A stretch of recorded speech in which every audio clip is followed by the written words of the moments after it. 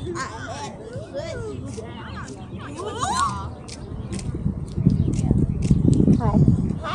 you look good on the motorcycle. Thank you. Well, hey guys, welcome back to Adventures with Crystal.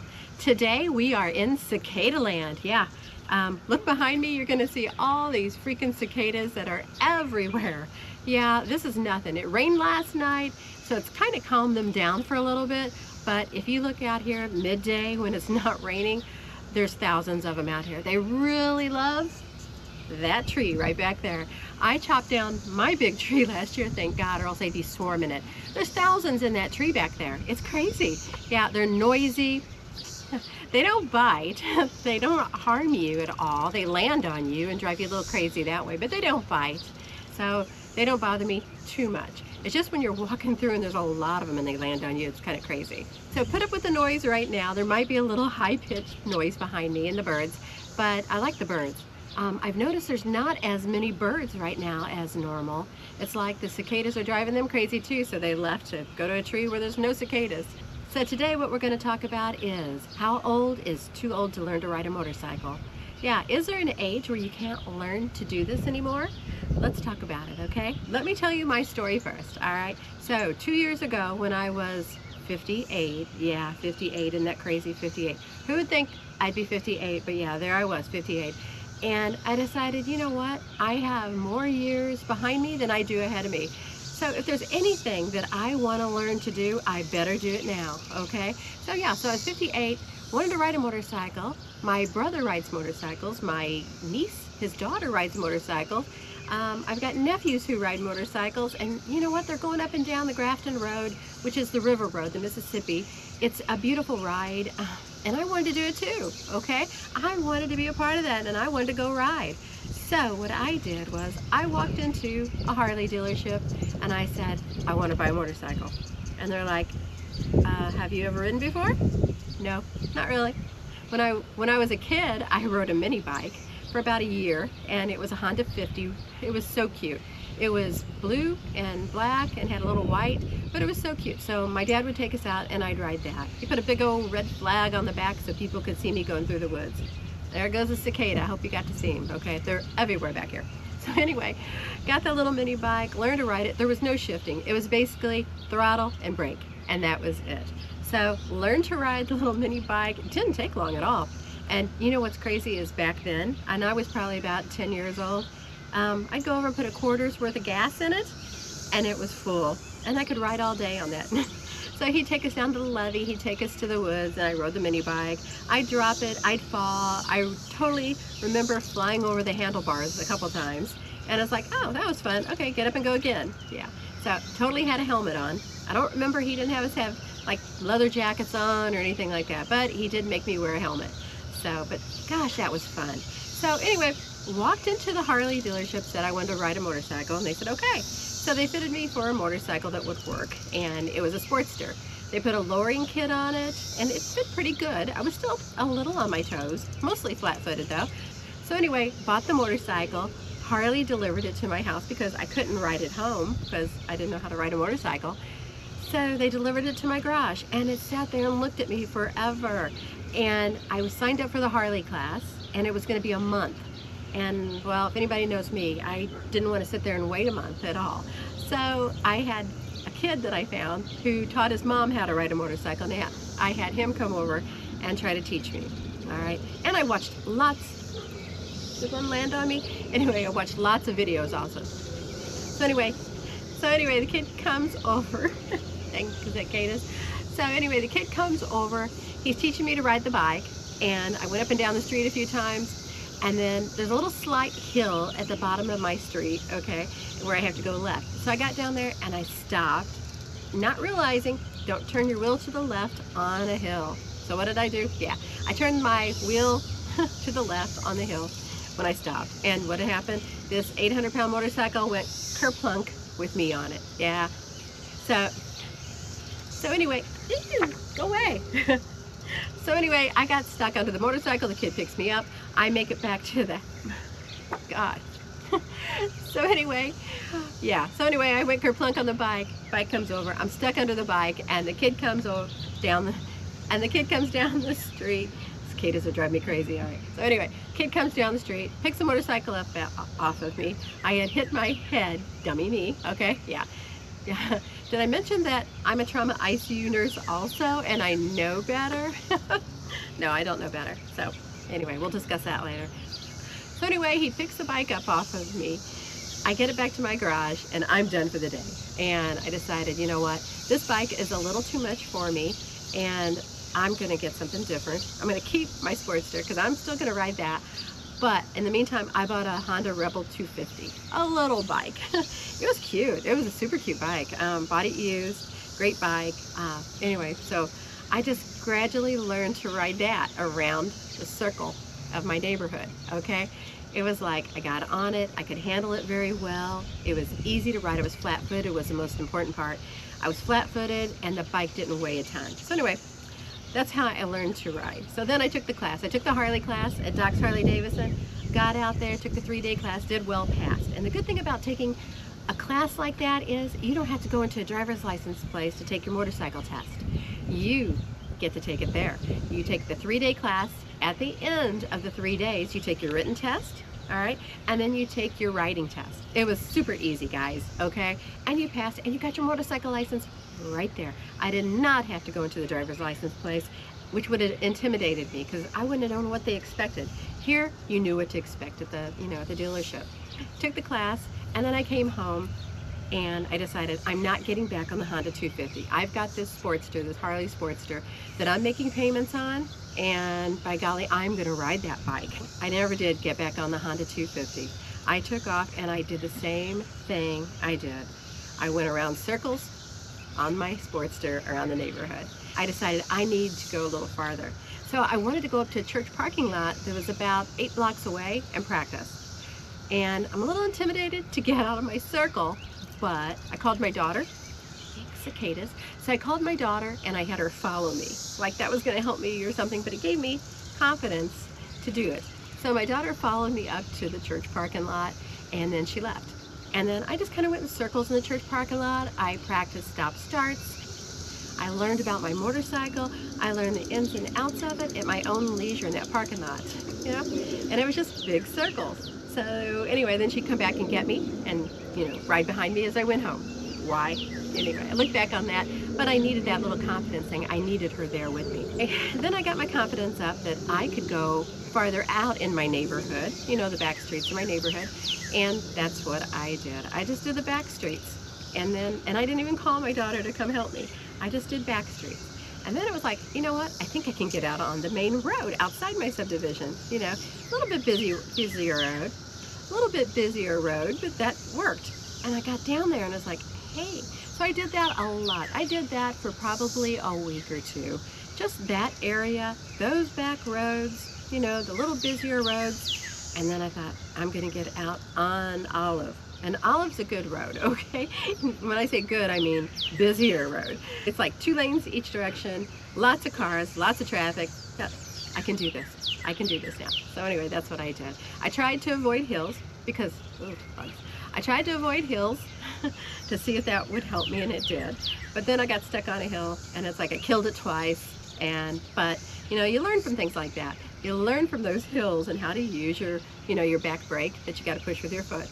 Anyway, so those were the days when I learned that. So I was 58 when I was doing that, and that was 2 years ago, guys. So don't do the math. Do not do the math and figure out how old I am. Okay. So, what do I think about learning at age 58? What did I learn? Well, okay. So, people thought I was crazy learning to ride a motorcycle at my age. Okay, my age. I hated that. Because, when you're, so at 58 when I learned to ride, a person in their 20s and 30s thought I was really old. Okay, they still think I'm really old. But somebody that's in their 70s, they think I'm young. It all depends on you and your body, and you got to know what you can do and what your brain can still process and do. So, number one, you got to have the confidence to do it. You got to, practice, everything. You got to have good balance, okay? You've got to balance this motorcycle. It's going to be 800 pounds, unless you start on the Honda Rebel 250, and then it's a lot less. So maybe start there, okay? But you got to have balance. okay? My balance has always been pretty good, okay? You know, okay, another story. You wanna hear another story? Okay, so hi Karma. Yeah, there's Karma hanging out. So anyway, here's another story for you. When I was 17, which was many moons ago, there was a bar in Illinois that would serve everybody at, at a young age, okay? And that was back when the drinking age was 1920. So anyway, I still wasn't able. So anyway, made my way, my friend and I, to this bar that served everybody, and came out. And when I came, and yeah, I'd had a few, and I was kind of tipsy. Okay, don't recommend this for anybody, but 17, stupid, way back when, and tipsy. Came out of the bar, and when I pulled out of the parking lot, I had to make a right-hand turn. So when I made a right, kind of went into the other lane and did one of those big circles. Okay, yeah, stupid, I know. So anyway, a police officer pulled me over. Yeah, and this was before breathalyzers, thank God, So police officer pulls me over, makes me get out, says, "Have you been drinking anything?" No, sir. So he made me do all this stupid test. I had to walk the line forward and backward. Well, actually, he only wanted me to walk it forward. So yeah, so I was pretty athletic. Walked it forward, and I said, "Do you want me to go backwards too?" And I went boom, boom, boom, boom, and went backwards. Okay. He goes, "Okay." So then he says, "Okay, let me have you do this. Put your left foot on the bumper, all right, and I want you to go like this." Okay? I said, "Okay, I can do that." So I put my left foot on the bumper, and I said, "Like this?" And he goes, "Yeah." And I said, "Do you want me to do this too?" And I started going like that, okay? It was kind of comical. Anyway, after the test he put me through and I passed all, he says, "All right, get in your car and go home." Okay, thank you, bye. So yeah, kind of silly, but coordinated at a young age, that kind of silly stuff. So I'm still kind of coordinated, yeah. So I can balance pretty good, from my age, all right? Okay, so another thing you're gonna need when you learn to ride your motorcycle is you've got to have a little bit of strength, okay? You've got to be able to get it off the kickstand, okay? But there's a secret to that. So you've got to get on your motorcycle, all right? Your handlebars and your tire are gonna be turned to your left. So you're just gonna pull that over and straighten that out before you ever lift your motorcycle, okay? So take the motorcycle handlebars, pull it over, and then lift. So much easier than trying to lift that motorcycle up and then straighten that bar. That's the secret. So you do need a little bit of strength, okay? But if you have a lightweight motorcycle like a Honda 250 that you're learning on, you're not gonna need all that much strength, okay? Those bikes are gonna weigh 400 pounds versus 800 and some pounds, the bike that I have now, okay? So learn to ride on that lighter weight motorcycle. So one of the other things you could do if you're thinking about learning to ride a motorcycle is you could get a scooter. Much easier. You can get used to the weight, you can get used to your balance, okay? There's no gears to shift, okay? You don't have to learn to shift, you just have a throttle and a brake, all right? And that's it. So maybe that would be a beginning thing to do if you're thinking about getting a motorcycle and learning to ride one. That would not hurt at all, okay? I did have a Vespa for a little while in between all those years. All right, so another thing is desire. You've got to want to do this, okay? You just can't want to do it one day. You've got to want to learn. You've got to want to go do this, okay? Another thing that helps is once you do learn, join a motorcycle club, okay? I joined the Shadow Riders. Nice group of people. Going with a group for the first time, you're going to find that most of the time they just go to eat, all right? And they line up according to how fast they ride. The faster group takes off because they're fast. Then the medium group and the slow group. I still ride with the slow group. I would rather be there than trying to keep up with things I can't handle, okay? I've only been riding for 2 years. I'm still going to hang out with that slow group because I take those curves slow. All right. Another thing to think about when you're an older rider is if you're on a fixed income, all right? If you're just Social Security, fixed income, whatever. So you're going to have insurance to pay on that bike every year, all right? You're going to have a license plate to put on that bike, all right? You got upkeep, 1,000 miles. You know, if you get a new bike, 1,000 miles, you've got to do that 1,000-mile oil change and everything that goes with it. So there is expense that goes with this, not only in the purchase of a bike, okay? All right, with that said, let's go get the Heritage out and take it for a ride. I've had the Hydro Glide out lately and need to get the Heritage out. It's time. He needs to be ridden. All right, I think Karma probably wants to go for a ride too. Should I take Karma with me? She is such a good girl. Everybody needs a standard poodle in their life, okay? Yes, they do. Yes, they do, honey. I know. All right, let's go ride.